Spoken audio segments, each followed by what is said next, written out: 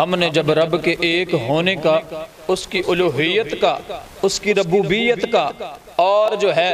اس کے مالک کل ہونے کا زبان سے اقرار کیا ہے تو دل سے مان بھی میں حق پرستوں کی ایک قبیل سے ہوں، جو حق پہ ڈٹ جائے اسی لشکر قلیل سے ہوں۔ میں یوں ہی دست و گریباں نہیں ہوں زمانے سے، میں جہاں کھڑا ہوں کسی دلیل سے ہوں۔ ان الذین قالوا ربنا اللہ ثم استقاموا تتنزل علیہم الملائکہ اللہ تخافوا ولا تحزنوا وابشروا لهم بالجنۃ التي کنتم توعدون۔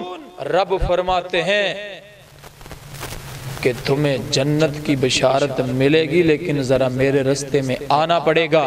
میرے ہی در کا ہو کے رہنا پڑے گا۔ ہاں کبھی اس کے در، کبھی اس کے در، کبھی در بدر، نہ خدا ہی ملا نہ وصال صنم، کبھی اس کے پاس کبھی اس کے پاس، لیکن جو ایک در کا ہوتا ہے پھر جناب بلال رضی اللہ تعالی عنہ کی طرح جب امیہ ظلم کے پہاڑ توڑتا ہے، امیہ ظلم و ستم کرتا رہا، امیہ جو ہے وہ اپنے حدیں استعمال کرتا رہا، اپنی سزائیں استعمال کرتا رہا، اختیارات استعمال کرتا رہا، لیکن بلال رضی اللہ تعالی عنہ ریت کے گرم ذرات پر لیٹے ہوئے بھی، سنگلاخ پہاڑوں کی نوکدار چوٹیوں پر لیٹے ہوئے بھی، سینے پہ بھاری پتھر رکھتے ہوئے بھی، اور پھر لوہے کی گرم سلاخیں اپنے جسم پر برداشت کرتے ہوئے بھی ایک ہی بات اپنی زبان سے کہہ رہے تھے، اللہ احد اللہ احد۔ جب رب کو مان لیا جائے، اس کی الوہیت کا، اس کی ربوبیت کا، اس کی کبریائی کا، اس کی یکتائی کا، اس کی وحدانیت کا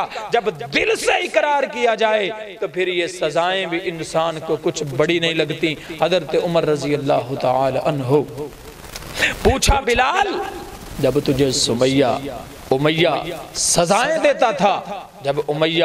تمہارے اوپر ظلم کرتا تھا تو تجھے تکلیف نہیں ہوتی تھی، کیسے برداشت کرتا تھا؟ جناب بلال کہتے ہیں، عمر جب میں اللہ احد کا نعرہ بلند کرتا تھا مجھے کوئی تکلیف یاد ہی نہیں رہتی تھی۔